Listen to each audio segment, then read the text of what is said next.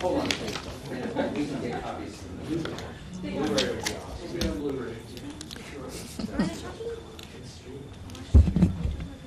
Great. Why don't we go ahead and reconvene? This is the afternoon City Council session on March 1st. Just a reminder, Commissioner Fritz is excused. Commissioner Fish. Let's read the item first. Oh, good idea. Hey, Carla. Yeah, sure. Item 215, authorize a contract with Confluence Engineering Group, LLC, in the amount of $664,930 for the corrosion control treatment pilot project. Thank you. Commissioner Fish. Thank you, Mayor. And in a moment, I'm going to turn over the presentation to Director Stewart. He'll make the introductions of our honored guests today. Today's hearing follows a council work session that was held last October. Let me turn your mic on. I'm sorry. Let me start again. Today's hearing follows a council work session held last October. As my colleagues know, public health and safety is the Bureau's highest priority. 20 years ago, the Water Bureau took a balanced approach to addressing lead in Portland's home plumbing and helped reduce leaching in bad pipes by about 70%. In the past 2 years, the Bureau has disconnected open-air reservoirs at Mount Tabor and Washington Park, well ahead of the original 2020 deadline. This has given the Bureau an opportunity to take a fresh look at additional treatment options. In 2014, Council approved a corrosion control study to better understand the system after these changes. Today, the Bureau will present results of that study and will make a recommendation to conduct a further treatment pilot study. Director Stewart. Good afternoon, Mr. Mayor, Commissioners, and I'll turn mine on too, Carla. There you go. Good afternoon. One introduction I'd like to make first is, Nicole, can you stand up? Nicole has just joined our staff as Communications Director. She is the new Gabe, since I stole Gabe and made her be my deputy. My sympathies, Gabe. So welcome. Hired after a national search. So let's proceed here. What we're doing today is continuing a journey that began, well, actually it began in 1991 or 2, depending on what year you believe lead and copper rule was passed. But more recently began in 2014 as we took the reservoirs offline and finished the Dam 2 tower, which allowed us to control the temperature of the water that we release into the stream and into the city pipes. We started doing the corrosion study. And at that time, we showed you the next slide. Is that? And today we're at the arrow. Can you make the arrow pop up? There you go. So when we first showed you this, there was the corrosion study. That's what we talked about in 2014. And we had this little decision tree for you to see. Well, right now, today, we're at Portland City Council decision. And what we're asking you to do, quite simply, flipping to the next slide, is to approve a contract with Confluence Engineering to do a treatment pilot to analyze the various options for what we might do and make sure it fits in with the water system. Our water system is more complicated than may be readily apparent because we wholesale water to 19 other communities, basically the whole metro area, and all of their water sources are a little bit different than ours. So we have to search out the best combination of chemicals. A little bit about the system. So we have our standard map. And just to be a little bit geeky, you'll notice this maps typically are presented with north at the top and the west is on the left and the east is on the right. And that would be our watershed. And the water comes down from Bull Run, Headworks and Lusted Hill. We treat it, comes into the big reservoirs at Powell Butte and Kelly Butte and gets distributed about town. We supply 588,000 people in the city of Portland and about another 400,000 people outside the city limits, basically most of the metro area. Next slide. You might wonder why this is flipped. The first slide had left and then right. And this slide now has left and right.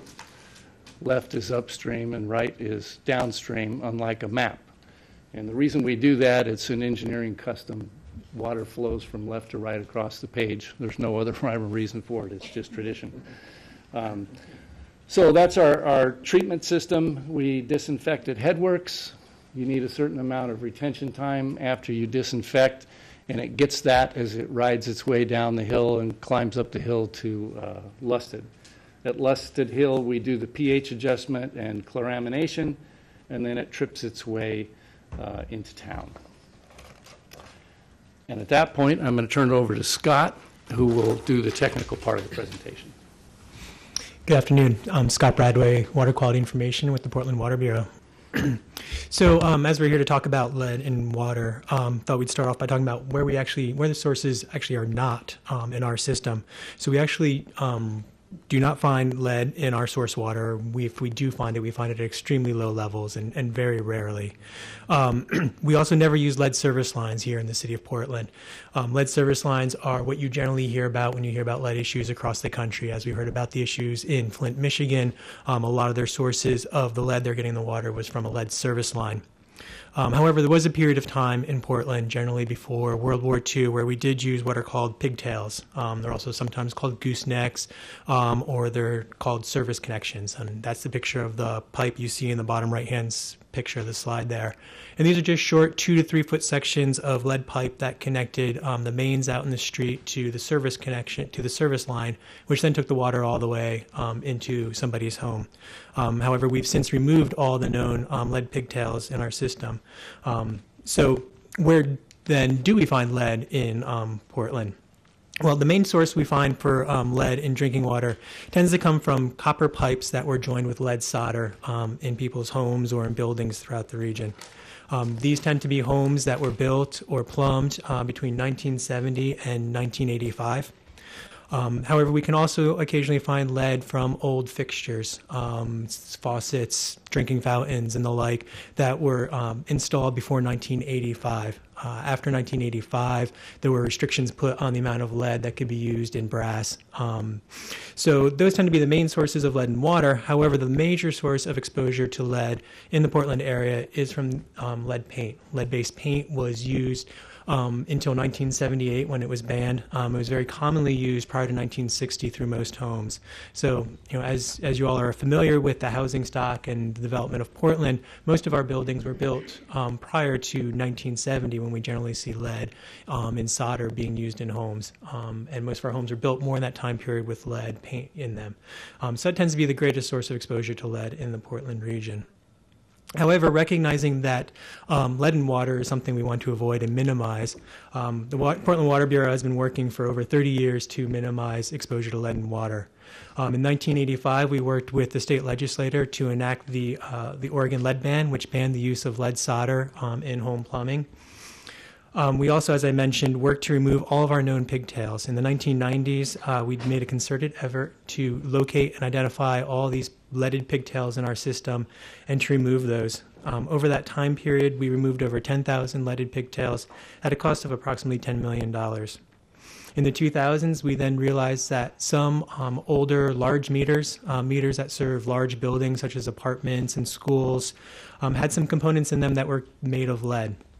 Recognizing that this could be a source of lead in drinking water, we made a concerted effort to identify the meters that serve buildings that have vulnerable populations, so those being young children or pregnant women potentially in those buildings, to identify those and replace them with lead-free meters. And since that time, we've also spec'd out that all new meters installed in our system are lead-free.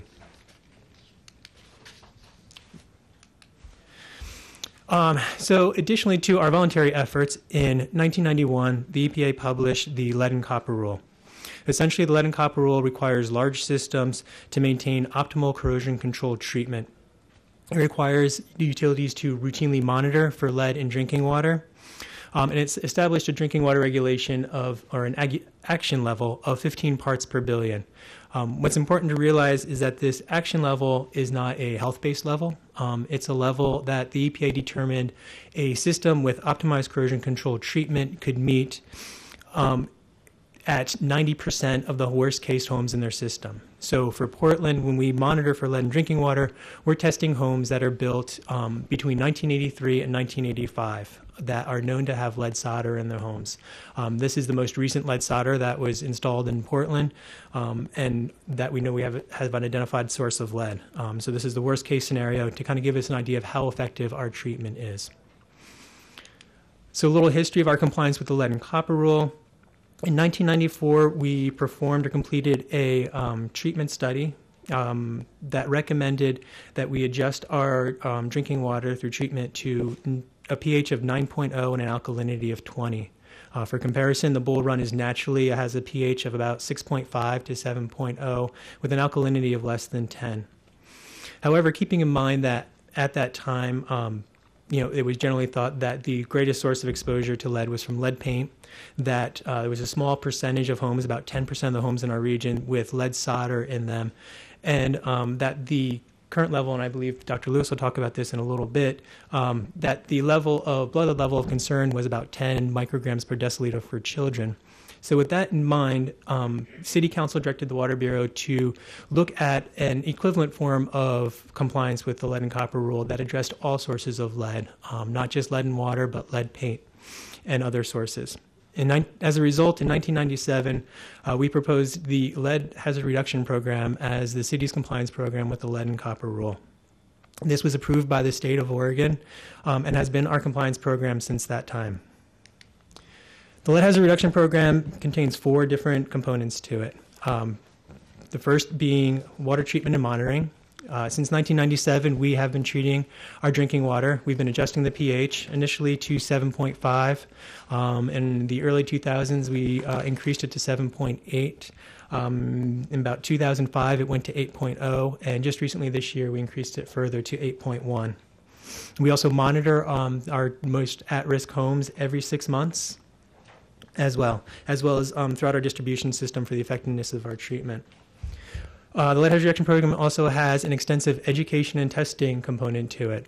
This is where we provide education to our customers about the hazards of lead in drinking water and easy ways they can reduce their exposure to it. We also provide free lead and water test kits to any customer that requests it.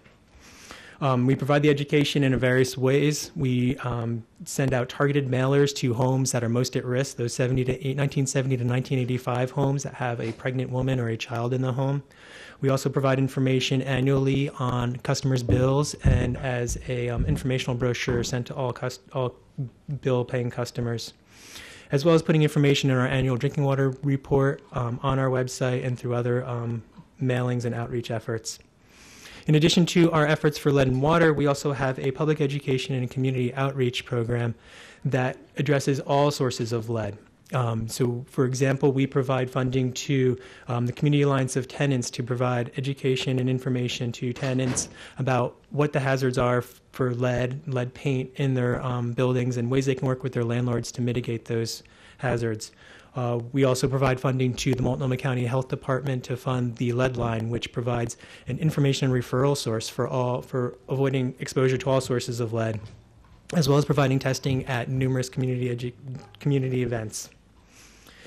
That education and outreach funding is then utilized by the Portland Housing Bureau as matching funds for a housing and urban development grant that provides funding to low-income residents to mitigate lead paint hazards in their homes. So it will replace windows, repaint houses, those types of efforts. The next slide shows a history of our compliance with the lead and copper rule. And the first 2 bars, the red bars, show the levels of lead in our high-risk homes prior to treatment. As you can see, that our treatment has been relatively effective at reducing the levels of lead in drinking water. We've seen nearly a 70% reduction of lead at customers' taps through the treatment that we've had in place since 1997. However, you can also notice with the red line across the screen that our levels are generally hover around, occasionally exceeding the lead action level. For this reason, we've been looking at ways to further reduce the levels of lead in drinking water. More recently, as Commissioner Fish mentioned, we started a water quality corrosion study in 1994. Sorry, 2014, not 1994. Sorry, I kind of go back in time a little bit there. We did do one in 1994, actually. So in 2014, we began a water quality corrosion control study. Early last year, we also started conversations with the Oregon Health Authority and EPA. This was in response to what was happening nationally. The state and federal regulators wanted to check in with all the large systems to kind of see what they're up to and how their programs are complying with the lead and copper rule. Later last year, in September, we proposed an improved corrosion control treatment schedule to the Oregon Health Authority. Shortly thereafter, we provided a work session to update City Council on these efforts. In November, we received approval of our proposed schedule from the Oregon Health Authority, as well as a request to implement an interim lead reduction plan. We submitted that plan in December, which was then accepted in January of this year, shortly followed by the first one of the first steps of that plan of increasing our pH further in February. So next, I'd like to just go over some of the water quality corrosion study that we are just wrapping up now, and that has fed into the recommendation that we're putting forward to you today. As mentioned, this was authorized in 2014. The idea was to take a year of gathering data so that we can kind of see what the seasonal variations of our water system are. Being an unfiltered surface water system, we can see some seasonal variations can have an effect on water quality. The ultimate goal was to obtain a better understanding that the role that water quality plays on the release of metals in our system, particularly in household plumbing. We utilized a panel of utility, consultant, and academic experts to guide this study and to help us analyze the results. So the water quality corrosion study was evaluating three main mechanisms of corrosion in premise plumbing.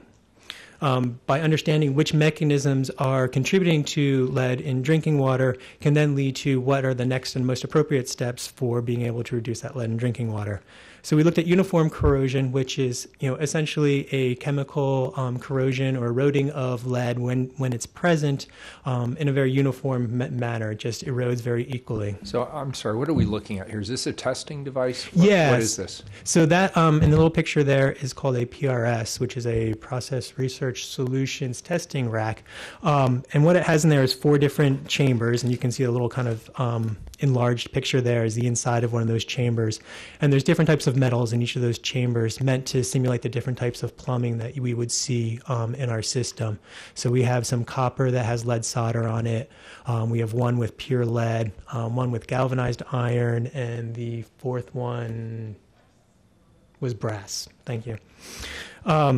So that's what we use to kind of gather a lot of the data from our distribution system. It's kind of a household plumbing surrogate or simulator, as well as gathering from other homes as well. So we did both simulated and real life testing in homes.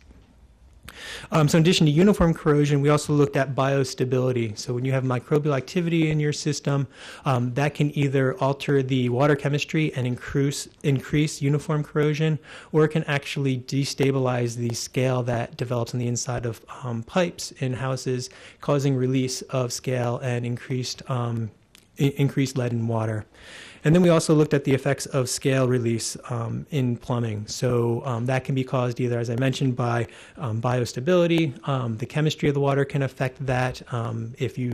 So under certain chemical conditions, scale can be less stable than under other conditions. And then also you can have changes in the hydraulic flow can affect scale release as well. So we kind of wanted to better understand that. So to understand all of this, I won't go through this entire table. It's just to show you that we tested for an awful lot of parameters at a whole bunch of places to look at all 3 of these different components. So it was a rather large data set.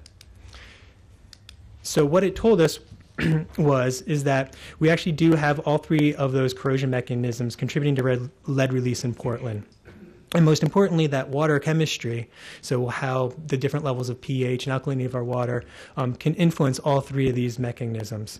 Additionally, it confirmed that household plumbing materials are the dominant source of lead in our system, and that there's no geographic hotspots or places of concern where we see higher levels of lead release than others.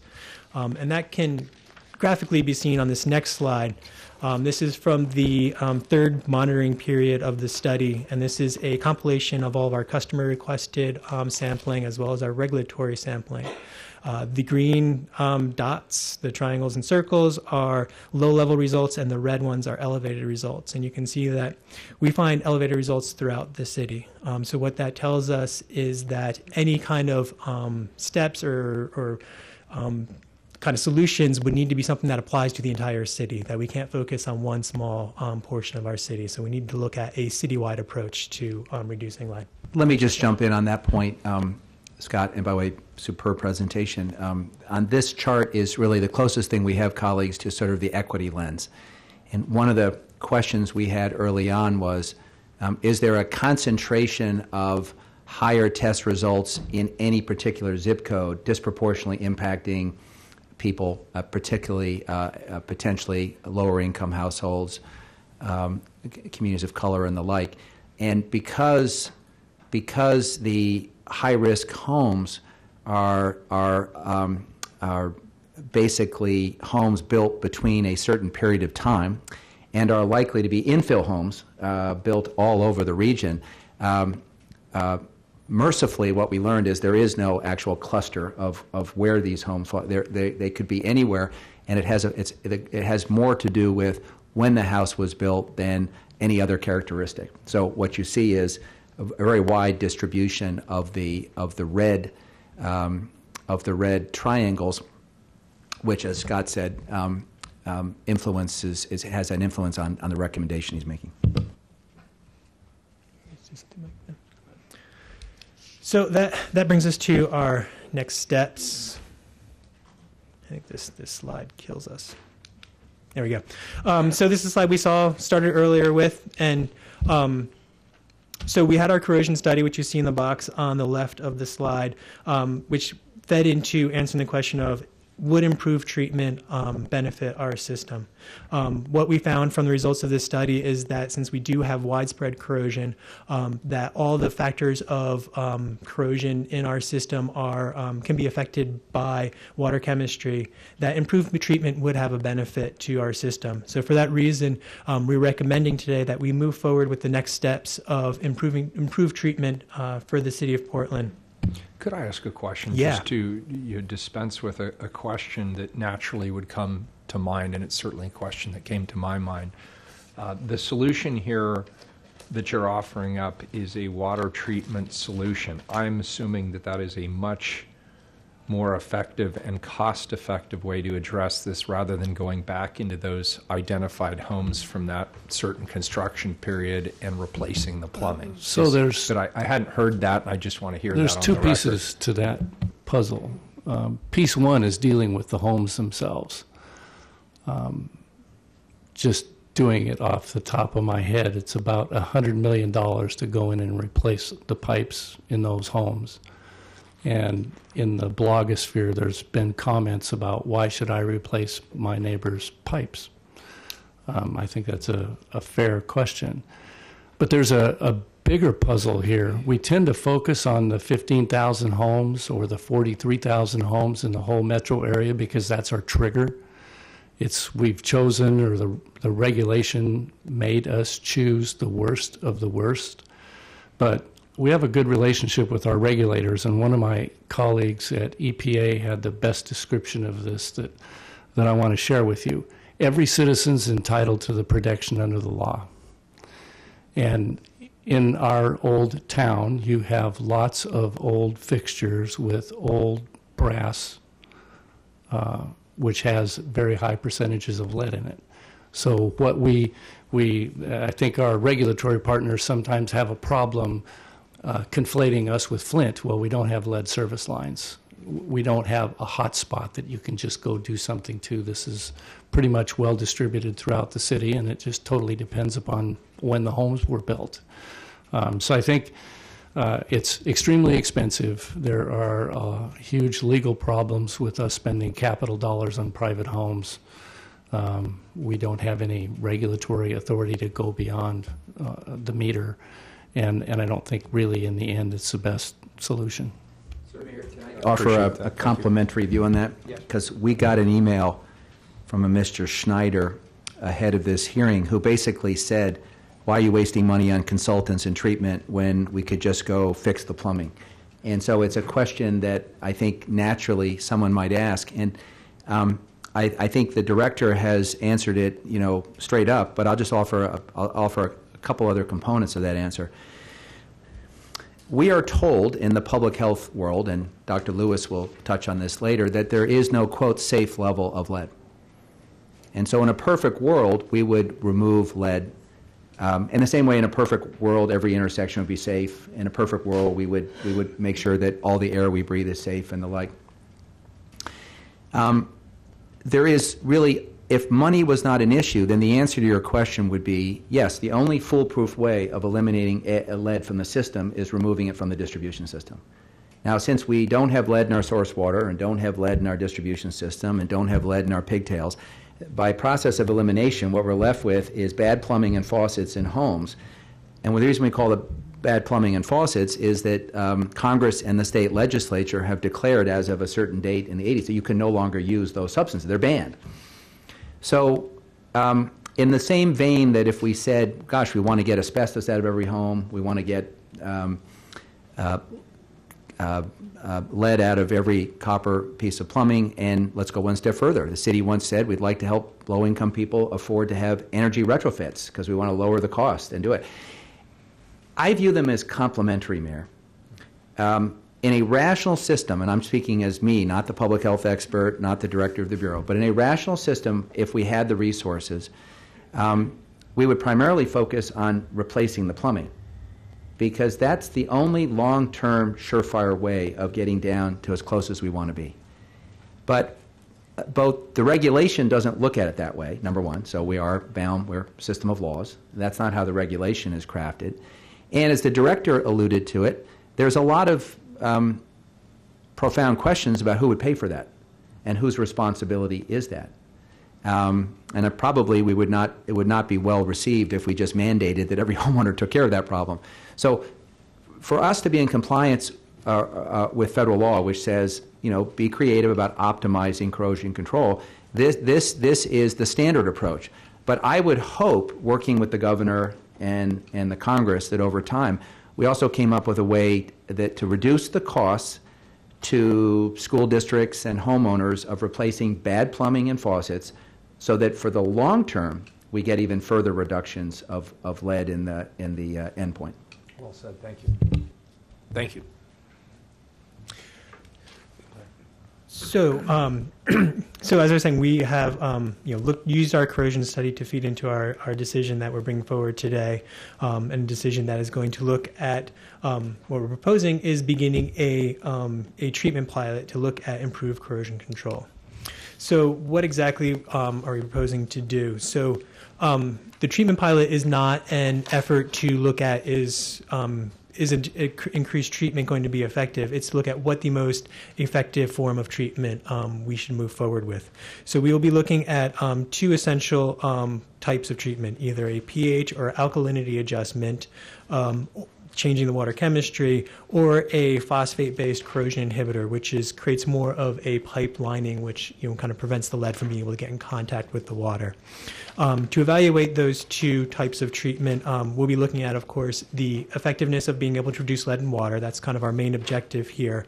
But we also be taking into consideration what impacts will we have to our sensitive customers and our industrial users, to our brewers, to our dialysis clinics, to our manufacturers. We'll be looking at the cost of both of these different options and, of course, the different chemicals that can be utilized to achieve this. We have to take in consideration simultaneous compliance with other water quality regulations. We don't want to make a change that then has a negative impact someplace else with a different water quality parameter. We also need to consider the compatibility with multiple sources of supply. As Mike mentioned, we deliver water to a lot of different communities in the region. Some of them have other sources of water. We need to make sure that what treatment we're adding into it doesn't negatively impact them down the road. And we also need to consider our sanitary and stormwater discharge considerations. How will this affect our treatment plant? How will this affect our stormwater discharges to the Willamette or our other local streams and rivers? So when we talk about corrosion treatment, what kind of chemicals and the like are we talking about? These are pretty similar, simple, basic chemicals that we're kind of considering here. Some examples of them are baking soda, or in the water industry, sodium bicarbonate is what we like to be fancy and call it. But as we all know, these are just baking leaveners or antacids. It's used in toothpaste. Carbon dioxide, we use that to carbonate our beverages in the sodas that we drink. Caustic soda or sodium hydroxide, we're currently adding that, and we have been adding that to our water since 1997. Other options are hydrated lime, otherwise known as calcium hydroxide, is also used in food processing for calcium supplements, or soda ash, which is also sodium carbonate, very similar to sodium bicarbonate. Get one last carbonate in there.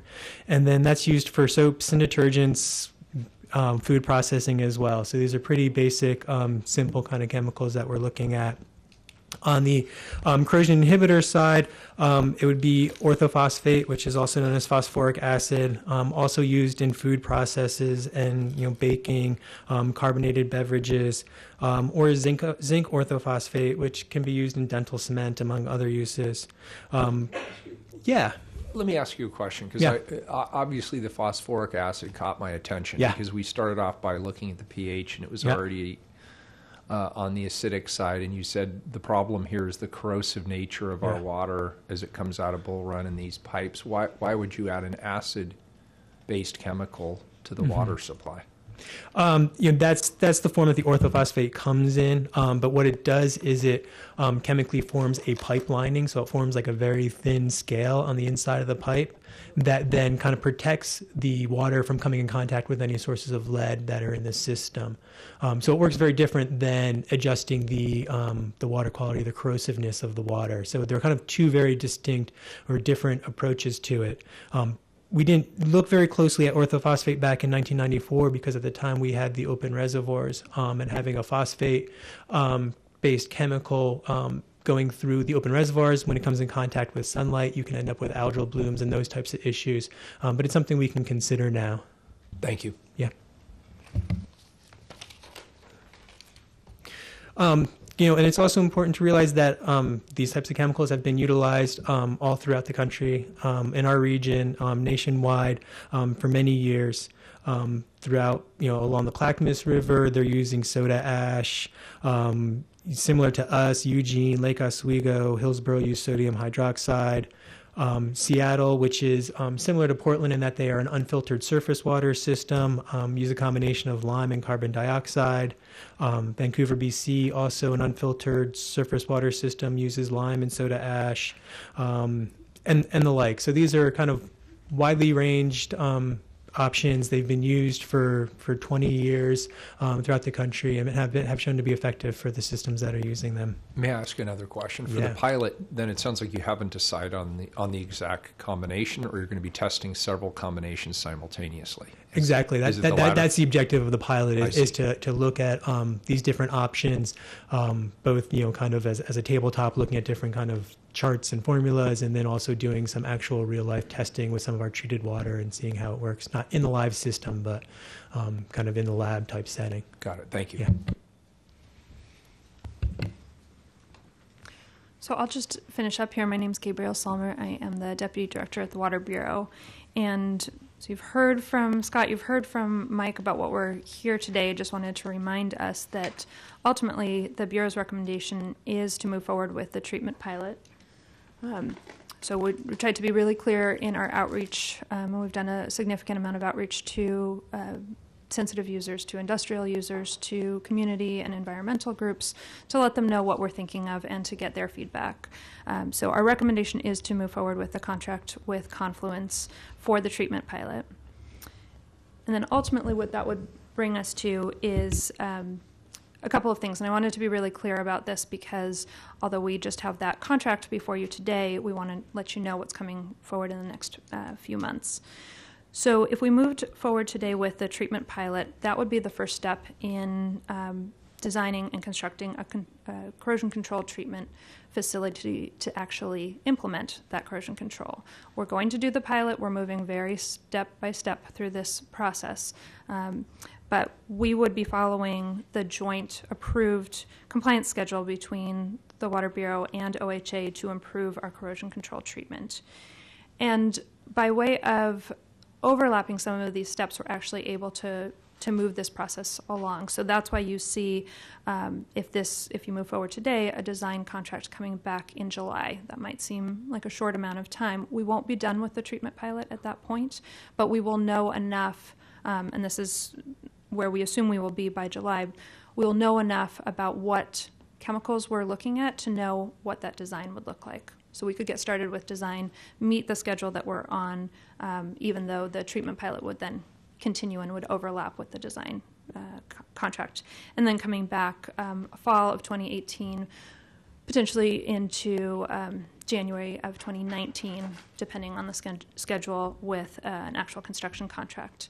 Most of these chemicals that Scott was talking about, they need the same footprint, they need the same injection type into the system, so the design of the actual facility is not going to change much depending on which facility or which dosage you use. Of course, that's very important to us to get right, but we can start with the design and even into the construction as we go through the pilot. Could I ask a question about the pilot? So how and you say continue to work with community partners. I assume that this is an open research system, that you're collaborating, that you're showing people the data that's coming out of the different... It's on our website, even as we speak. And I've already gotten a few, what I'll describe as nervous communications from the local craft brewery industry and what impact it might have. I assume they're at the table and would have the opportunity to collaborate with you on this, as well as others.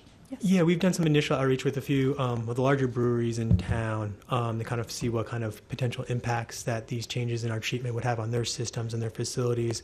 We've also been working to try to attend an upcoming Oregon Brewers Guild meeting to be able to talk and interface with the brewers as well.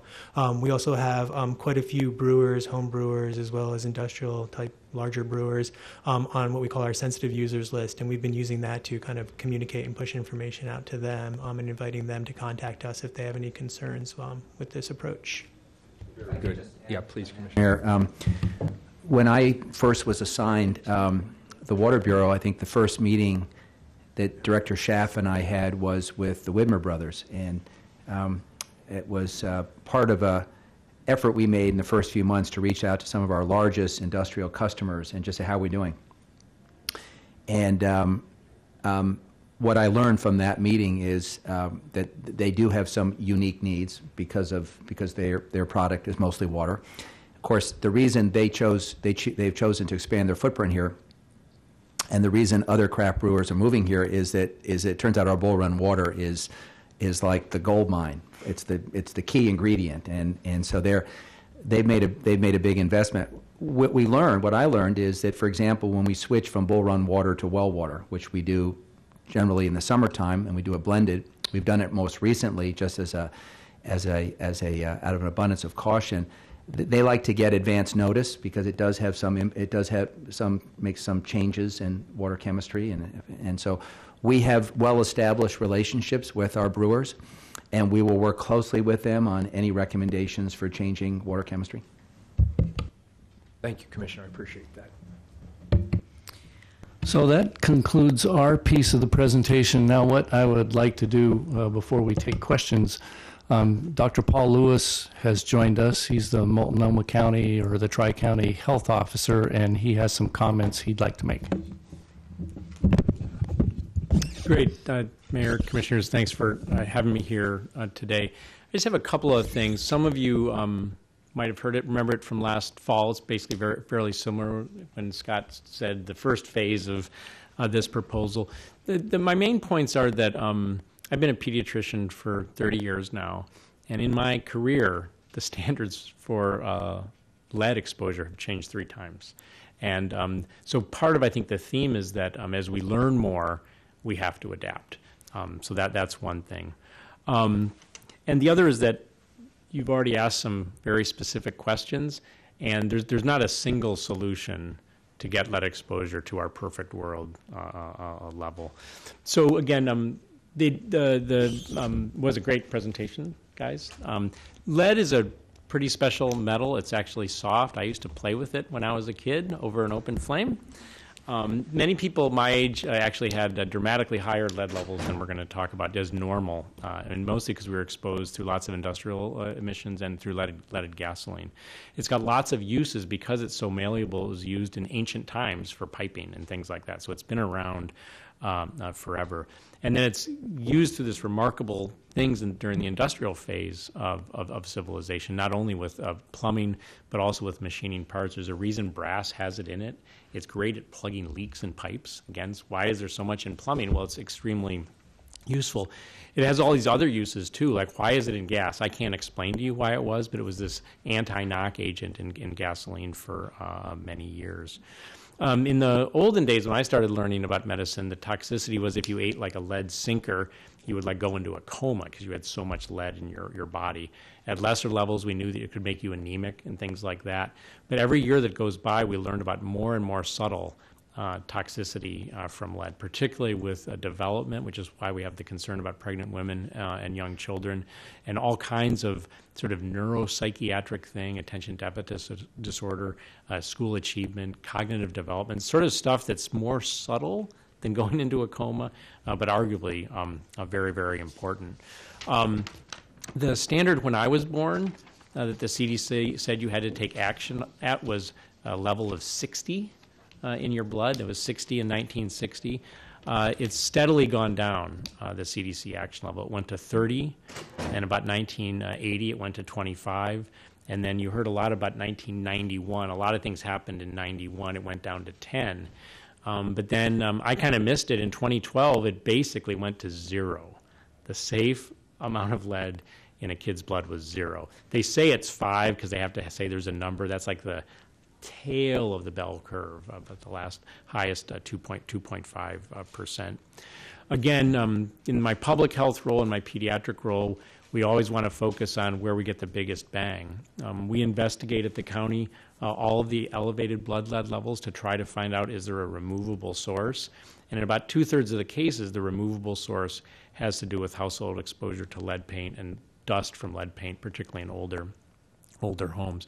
About another 20% comes from a whole variety of things. There's certain home remedies from overseas that contain lead in them, ironically. There's various hobbies that people have, whether it's a leaded glass, making your own bullets, jewelry, all sorts of things that lead to lead exposure as well. And then even in principle, there's occupational exposures where if someone's exposed to it occupationally, they can actually bring it home on their shoes and on their clothes and indirectly expose a kid to that. And, from my point of view, and I think Commissioner Fish made this point very well, is that we'd like to eliminate all of these exposures. 2016 was kind of a banner year. Remember, there was a lot of concern literally about exactly a year ago about air quality, and then the air quality had barely settled down when the record-keeping issues arose with the schools, and had they kept track of their fixtures and things like that. So we've never done more testing in the public sector before. Our 2016 numbers are just wrapping up. Despite the additional testing, we haven't found a lot of additional cases, and we haven't seen any additional new sources showing up. Again, the big bang is with lead paint. So I'm kind of echoing Commissioner Fish that I think all of the approaches to prevent exposure are important. We heard a lot about one with the water supply and everyone deserving safe water, the complexity of other things. But schools are now taking this very seriously, of actually systematically trying to remove everything that they own that has lead in it. And I would like to think that as we're undergoing our various issues with housing and renovation and building and stuff like that, that we continue to emphasize getting permanently eliminating those sources of lead that are still there. Doctor, could I ask you a question? And it's great, by the way, I love the fact that we have a Tri-County health officer. I've always thought this is great, and I enjoyed working with your predecessor on a variety of issues. So people listening to this conversation, how scared should they be? Give us some context. Again, we're expecting to end 2016 with maybe 60 so-called elevated lead levels. It doesn't mean anyone was sick from it, but they're, again, higher than that 5 microgram per deciliter standard. That hasn't changed. It's actually gone down a lot over the years. So we think these many efforts are gradually making progress.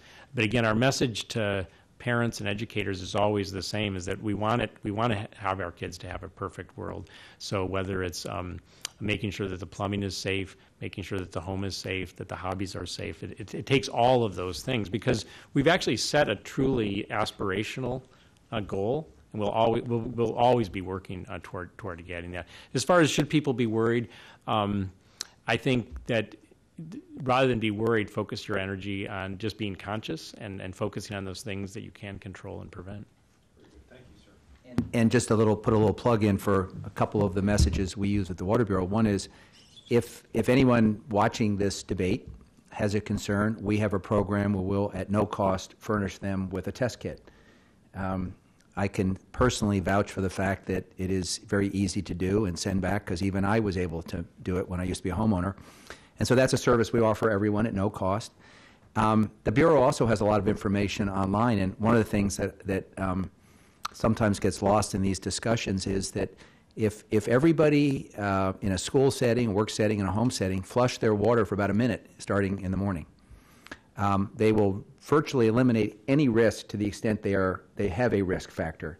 And then, of course, what we've learned in the last couple of years is that if we're going to spend some money, particularly in schools, we ought to update the drinking fountains, because in the way they were built and the age of our drinking fountains, they weren't designed with human health in mind, and that's where you get some of the really bad readings. But frankly, if everyone who has a concern, particularly if someone is pregnant and has a young child, if they flush their water for about a minute in the morning, that may be the single most effective strategy going forward. Because everything we're talking about is optimizing corrosion control. We're not making any promises that we can eliminate. And you saw the chart earlier with the numbers, and we're very pleased with the 70% reduction. But it may very well be that we do all the things that are being recommended, but we still are hovering plus or minus 10. And as the doctor said, the new literature says, the goal should be getting down below that. So we may actually be in compliance with federal law, but still above where some people might want us to be in those high-risk homes, which is a very small subset of the total universe of people we serve. I had a question. Great presentation. I guess what concerns me, I mean, everybody's concerned about lead, and from everything we've heard today, we well should be. So why is it taking, in your proposal, so long to actually pick a winner and do it? I mean, 5 to 7 years, given the enormity of people's concerns, and that just seems like a lot of time. Is that driven by concerns about impact on rates, or does it really take that long to figure out a chemical, what is essentially adding chemicals to the water supply and the technology to do that? The biggest challenge here is actually what we're proposing to do. Anytime you talk about the kinds of money that the Water Bureau spends, it always sounds like a big number, but in my world of big capital projects, it's not a big number. It's going to be someplace around $15, $18 million. For what's the treatment required. Facility. Yeah. Yeah. Okay, that's not much. Yeah. So it's not that big of a deal, but we have a unique problem here, or challenge here, in that we have a surface water supply. So the temperature of the water changes year-round. So the condition and the stability of the water changes year-round. So if you want to do a complete and effective test, your tests run through a whole cycle. And our particular worry is the fall. The fall cycle, we also get something called nitrification, and we need to make sure when we do this testing, we don't want to become a Flint because we weren't careful. Admittedly, we are cautious, but I think we're moving as quick as we can and still answer all the technical chemistry questions we need to answer.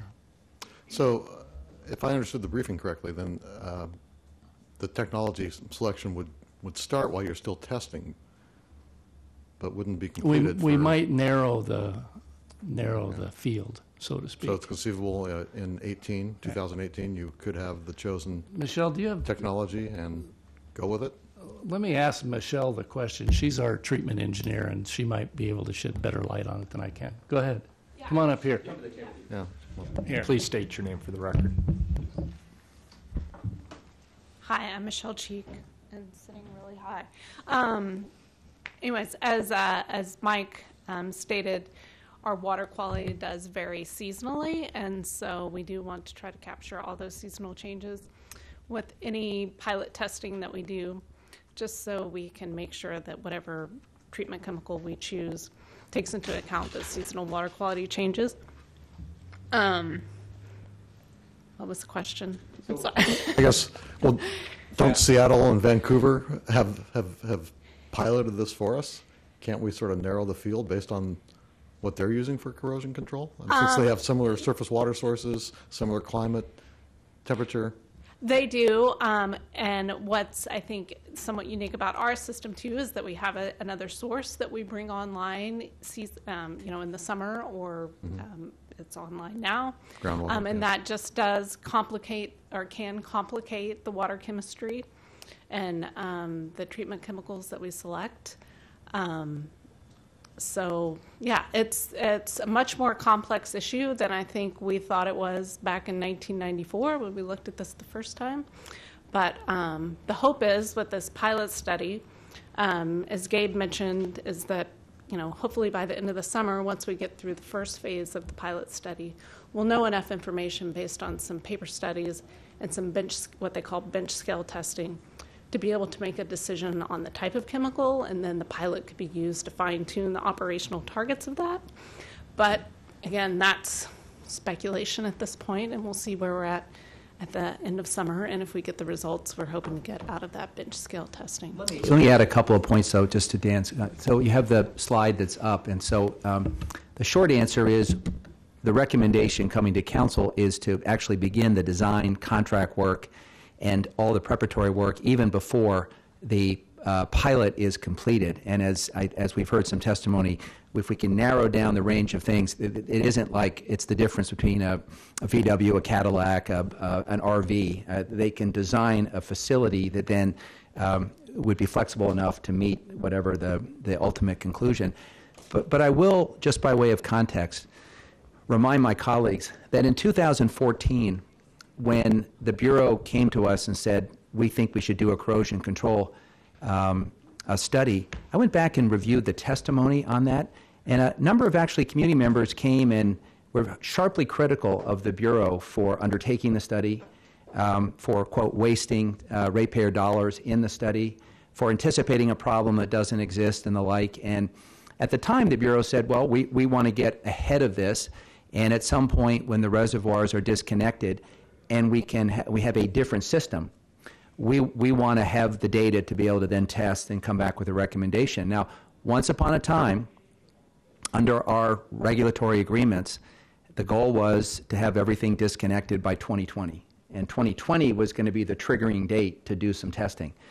Well, as it turned out, we met the deadline of disconnecting Mount Tabor, and we're well ahead of schedule in disconnecting Washington Park. And if you recall, we did some, I think this maybe even predated me, you probably know more about this than I do, Dan. We did some testing at Washington Park of actually taking it offline without disconnecting it to see what would be the impact on our system, because it sort of acts as a shock absorber in part. And what we learned was we could disconnect it. So we initiated the ultimate study, and were criticized by some for spending ratepayer dollars, but did it well ahead of there being even a national conversation about water quality, when we were in full compliance with, as we are today, with our permit. And we've accelerated our work because of the disconnect of Washington Park, which now allows us to test the intended and unintended consequences on our system with a system that's completely disconnected from our reservoirs. And the recommendation today is to seek authorization to actually move ahead with the design contract ahead of having the final result. So I guess that's my long-winded way of saying there is, they've been operating with, I think, an appropriate level of urgency, not wanting to make a decision that has an unintended consequence to our system that's irreversible. Final question. So once, assuming we had a construction contract issued in the fall of 2018, how long would it take to have something online?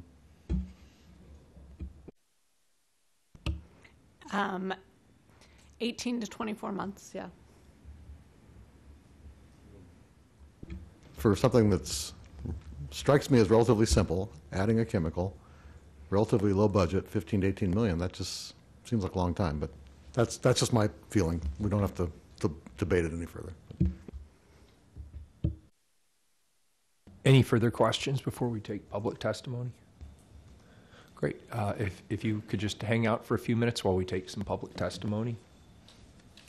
Yes, we have Scott Fernandez and Dee White, and I understand someone else has come in wishing to testify.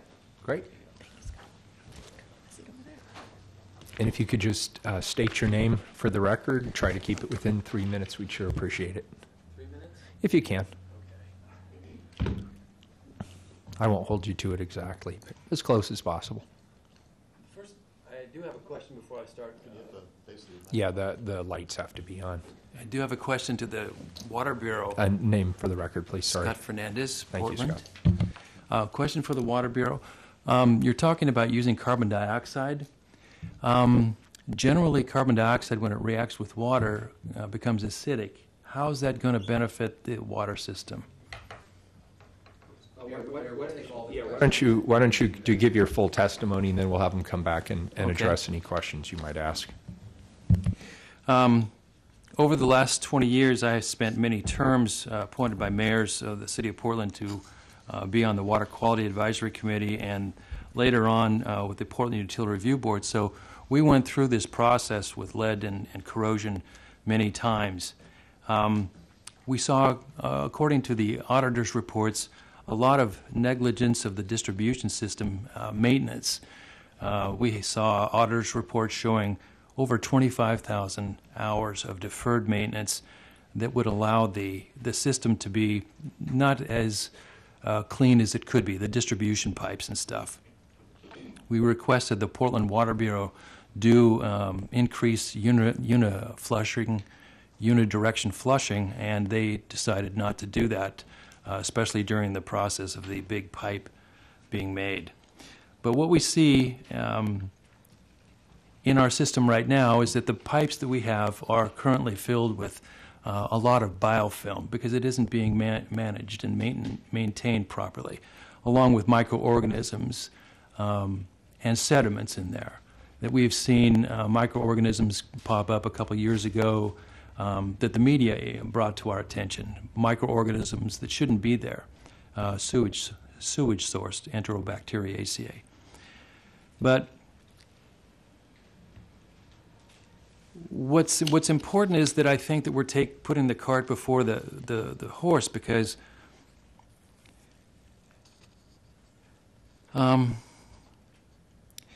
when we have the system starting up at Lusted Hill, we have ammonia meeting with chlorine coming down from the Bull Run center of chlorination. And when it meets with the ammonia to form chloramine, as it goes through the system, it begins to decay. Chlorine is utilized by the biofilm and the microorganisms and leaves ammonia quite often all by itself. That begins the nitrification process. So ultimately, the Portland Water Bureau has over time imposed what they call shock chlorination. And I've got a paper here on your second page talking about unidirectional flushing, which they are doing starting now in the north and northeast portion of the city. But we've seen over the many decades that this has not been a routine process in the neighborhoods around Portland. It's a hit and miss type deal rather than a sequential utilization of the benefits of having their unidirectional pipes being cleaned. With the shock chlorination increasing, we've seen ammonia increasing in parts per million, so to speak. And then we get an acidic leaching because there's so much chlorine coming through. Over time, I've gotten many calls from the community asking why their chlorination is so high, and because of the taste of the water and because of the chloroform that's coming up through the gases of through their shower and stuff. And this is because of the nitrification that takes place and the binding with the ammonia. As we see here down in about halfway through, the chlorine reacts with water and rapidly hydrolyzes into hypochlorous and hydrochloric acid during the high chlorination shocking portion. Now, I'm familiar with this because in my graduate work in Eastern Washington dealing with groundwater and cisterns, which are covered reservoirs, when we would clean those cisterns and the systems that they had, we did the same process. And it gets to be very tedious and it's very unhealthy, but we could scour it out very quickly. But this situation still allows us to acidify our drinking water through this shock chlorination. We see also at the bottom of the paper that I have are many, many different types of chemicals that are going to be added. And these are all going to be changing the taste and the flavor of the water and the consistency of it. And it's going to really impact negatively the brewers and other people. My point is that we can go back to start at the beginning. It's important that we start in a unidirectional flushing of the system, starting at Lusted Hill, take it sequentially through the system in our city, both the east and on the west side, so that we scour out all this biofilm and quit the microorganisms and the sediments so we don't have these high chlorination reactions that come up and do the shocking of the chlorination process. This has been a problem for years, and it has been totally ignored, or a lot ignored, by the city of Portland. And this is why we have some very public health problems today. So, Mr. Fernandez, I know you're about to run out of time, but I want to, because you've taken the trouble to be here today, and I want to make sure I understand the full extent of your testimony. So the question that's before council is a number of corrosion control treatment options, and you saw the PowerPoint. There were some pH and alkalinity adjustment options and some corrosion inhibitors. Is it your professional opinion that if we make some changes in unidirectional flushing, for example, we would not have to do any of those proposed corrosion control treatments? Is that your view?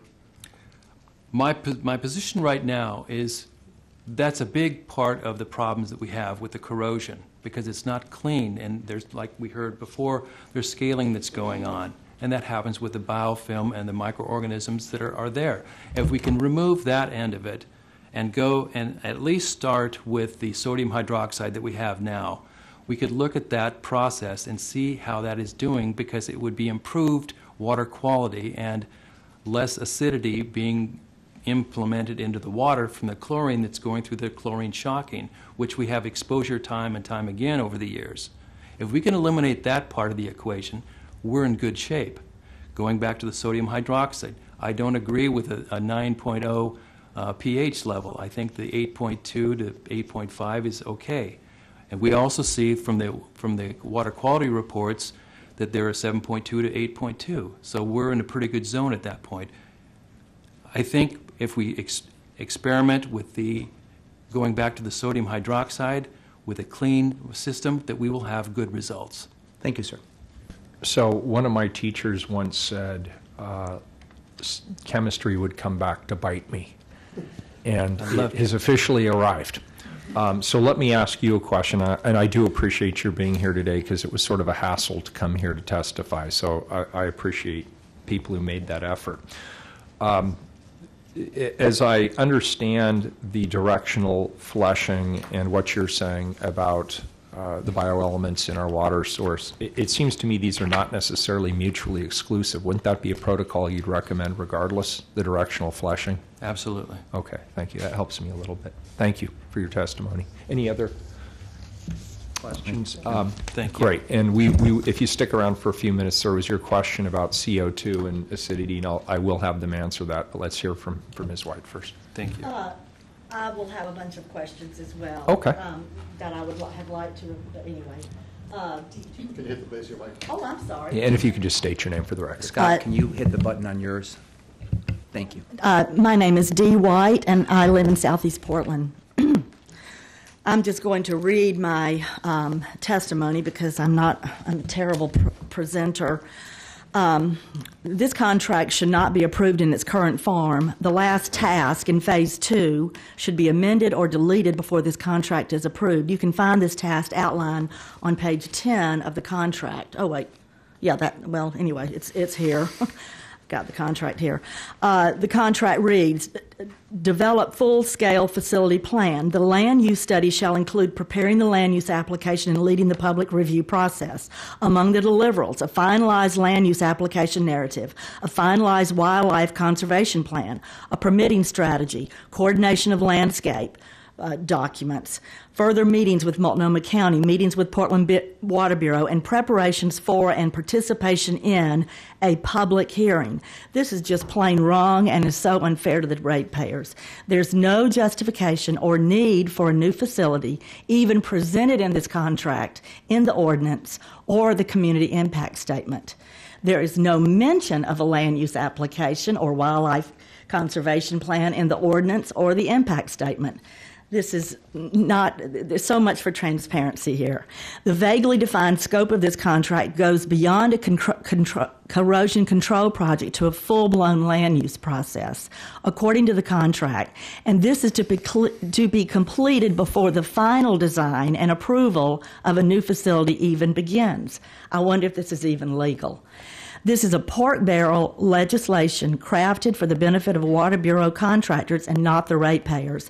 This embedding of plans for a new facility, an approved land use application, and an approved wildlife conservation plan is poor public contracting policy and irresponsible governing.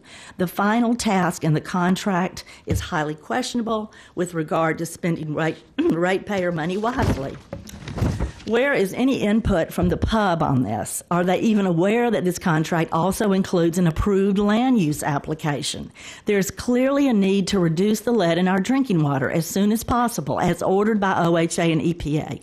Letters to the Water Bureau from the OHA clearly state that the Water Bureau is to increase corrosion treatment using current facilities. In a letter to the Water Bureau dated November the 4th, OHA of 2016, OHA stated, we direct the Water Bureau to take the following interim actions: increase corrosion treatment using current facilities. In a letter dated January 24th of this year, OHA approved the action items proposed in the interim plan, and they stated, these interim measures reflect best management practice to reduce lead at taps with the infrastructure currently available. In 2012 and 2013, around $5 million was spent in facility expansion at Lusted Hill in anticipation of adding fluoride to our water. Fluoride was voted down, but the expansion plans were completed. Has this expansion plan been considered publicly in lieu of constructing a new building? No. I urge you all, please do not abuse your powers by approving this contract. Mayor Wheeler, you've pledged to govern this city with honesty and integrity. Commissioner Fish, you pledged full transparency with Water Bureau policy and contracting. Please move to withdraw this contract for further consideration and amendment for the sake of principled governance. Please fix our dangerous water quality problems without unnecessarily burdening the ratepayers with more debt for new infrastructure that has not been thoroughly vetted. And I just want to add one more thing. You know, this slide up here, the design contract for July of 2017, the construction contract of fall of 2018. That's nowhere in this contract. It's a preliminary design. They want a preliminary design and do a land use application and the wildlife thing on a preliminary design. According on the OHA site, the schedule that y'all filed, it says begin improved corrosion control facility design in January 1 of 2019. I mean, when did this change? It changed since I've come. Anyway, I think that the main focus, it seems to me, of this whole study is to build a treatment facility, and that hasn't been vetted. It's not to. I mean, y'all, they didn't even hardly discuss the corrosion pilot plan. It's mainly about building the treatment facility. So I have questions, but I guess I'll wait until the public testimony is over. Thank you very much. Oh, sorry, I forgot to turn my mic on after all that. Great, thank you. Thanks. We will, so stick around, Scott. Yeah, good, thank you. Was there any further public testimony? No. I have So one more person over there. Oh, very good. Go ahead, there we go. Good afternoon. If you just state your, poke the button and then just state your name for the record. Thank you. All right. My name is Julia DeGraw, and I'm the Northwest organizer with Food and Water Watch. And I am relatively new to this issue. I got notified about it last week. I'm getting myself up to speed. And I guess I have a question kind of following that testimony. I'm wondering if I misunderstood that infrastructure is solely for the corrosion control. It's not for a brand new treatment facility. We're going to bring the Water Bureau team up to answer your questions and their questions. Well, yeah, I mostly wanted to make a statement, but yeah, I was just wondering if I just grossly misinterpreted information. So, for those of you who might not be familiar with Food and Water Watch, we're a national organization with satellite offices throughout the United States and here in Oregon. We work on a variety of issues. And making sure that people have access to healthy food and public water are two of our major priorities. And we have thousands of supporters in the Portland area. I just wanted to come out and say that obviously we have offices in Michigan and throughout the country, and we consider lead to be a major issue. And lead was actually the impetus for Congress to finally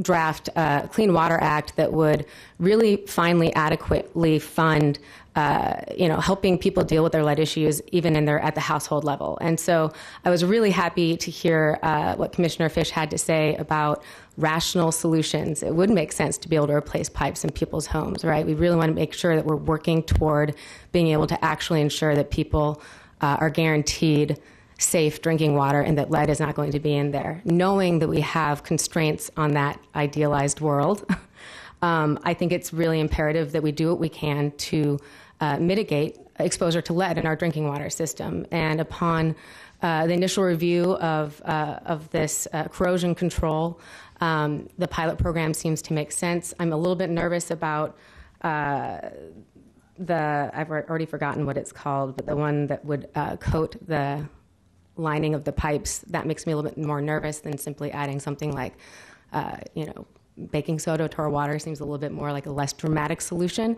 So I really urge the city to look at the most cost-effective ways to do this that are the most fair to ratepayers and that help ensure that Portlanders and Portland residents have access to as close to lead-free water as possible, and that we can work together toward your ultimate goal that you were talking about getting Congress and being able to really fund our public water systems to the point that we can guarantee people lead-free, safe water. And I think that's all I had to say. Thank you very much. You going to stick around? Yeah. Okay, good. Mayor, why don't we bring back the team? You bet. Come on up. Do you want to take a crack at the questions? Or do you want me to? We can do this together. I think the first question was the one of CO2 into the supply. The contention was made that would create more acidity. Why are we trying to create more acidity when we're trying Mike, to why don't you be the traffic prevent cop and corrosion? direct, who is the expert that can answer which question? I think the first question we'll let Michelle take. So if you could reintroduce yourself, restate the question, and then give your best shot. Yes. My name is Michelle Cheek. I believe the question is, why would we be using carbon dioxide when it is an acid and would reduce the pH? And it would reduce the pH of the water. Carbon dioxide would not be used alone to treat the water. If that were selected, we have not committed to anything at this point. That is the purpose of the treatment pilot, is to look at all of the treatment options out there, and the one that not only reduces lead, but also takes into consideration the other items that we had looked at that were listed earlier, such as cost, discharge issues, and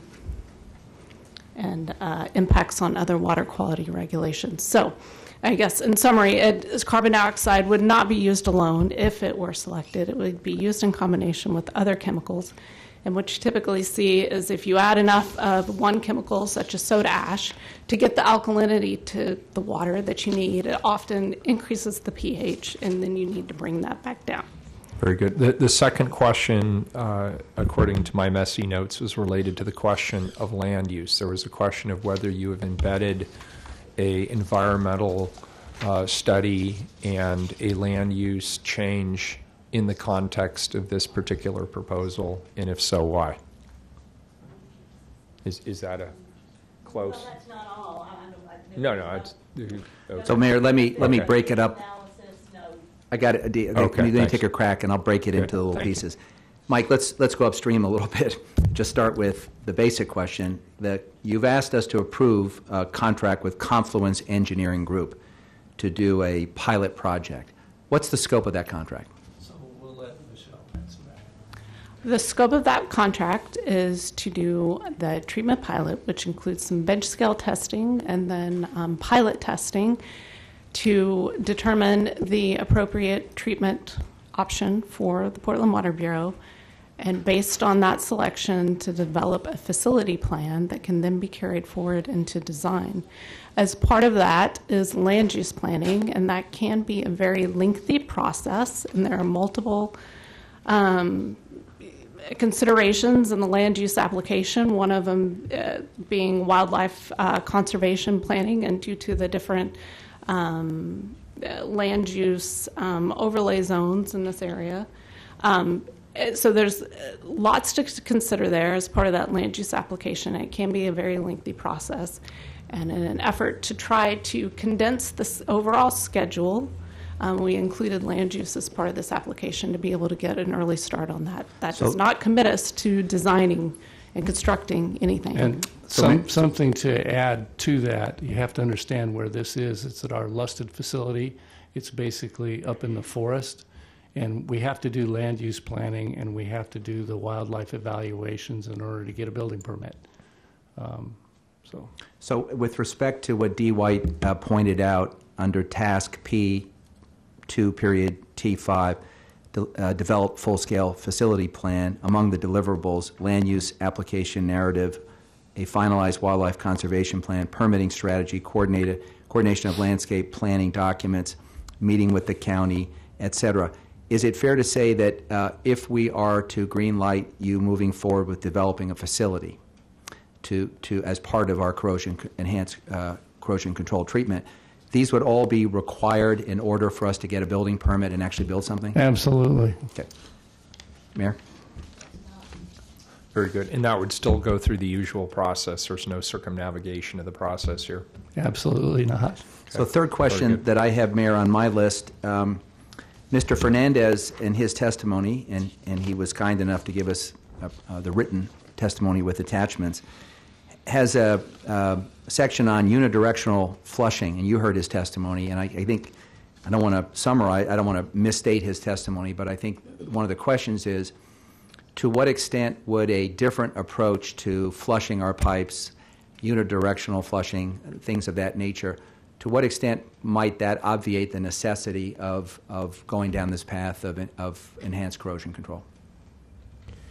So I think some of this comes back to the picture we showed you with the test results, and that, one of the things we looked at with our water quality corrosion study that led up to this decision was, are there some hotspots? Are some areas in town that see higher levels of lead? If that was the case, a unidirectional flushing in that area would be one of the potential solutions we could have approached for this. Not to say that unidirectional flushing isn't a great program to do to help with water quality in general, but it's not a solution for this issue. Our study showed that uniform corrosion constitutes 50% of the lead makeup in drinking water systems, and so that's irrespective of unidirectional flushing, the scale on the pipes, the biofilm issues. That is just a matter of chemistry of a corrosive water eroding or corroding the lead in the system. So that is why we're going with this approach. If I can follow up, Mayor, we've heard in this hearing concerns raised by public health organizations, by neighborhood activists, by longtime Water Bureau followers. Mayor brought the craft brewers into the conversation and the like.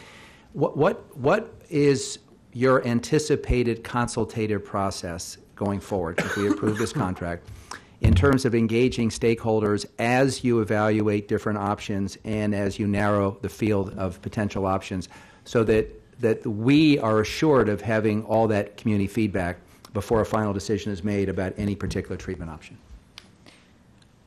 I'll start that, and then I believe Michelle has some more information about what's actually included in the contract. So, Gabe Solmer with Water Bureau. I will say that the fourth tab in your binder, and this is also available to the public, talks about the stakeholder outreach that we have done so far to bring this project to you, and that will continue throughout the life of the project, and if we move forward to design and construction through that process as well. And Michelle can talk more specifically about what that looks like as part of the contract. Repeat the question. Was there anything to add, or is that that's fine. Okay. I think the issue's been framed, and we want to make sure that all the stakeholders have a chance to weigh in on whatever final recommendation you make about treatment, and that we've considered the full range of impacts on public health, on industry, and on and it's been explained carefully to the public. Yeah, I will just add that is one of the considerations in selecting the final treatment alternative is the impact on industrial and sensitive users and brewers. So that will not be, that is certainly one of the many things that we'll be considering in selecting the final treatment alternative. Commissioner, if I may, I'm not sure this was raised by the public testimony, but it's a question I have. So just to be crystal clear, when you are completed with the pilot project, if you make the determination that you wanted to go forward with a facility, it would still have to come back to the City Council and go through a full public process? Yes, sir. Thank you.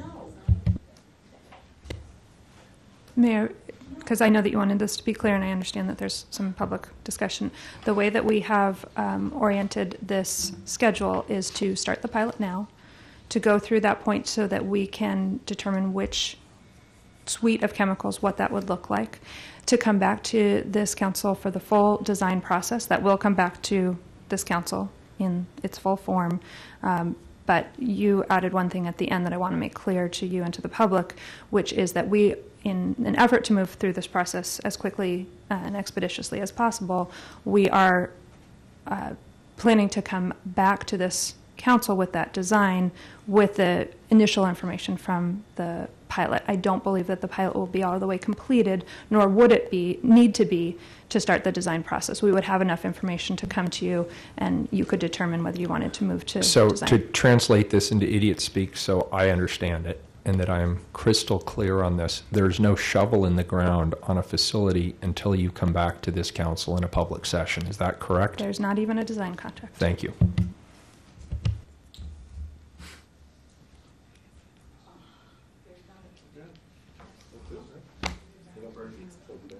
Say again? Mayor, that concludes our presentation.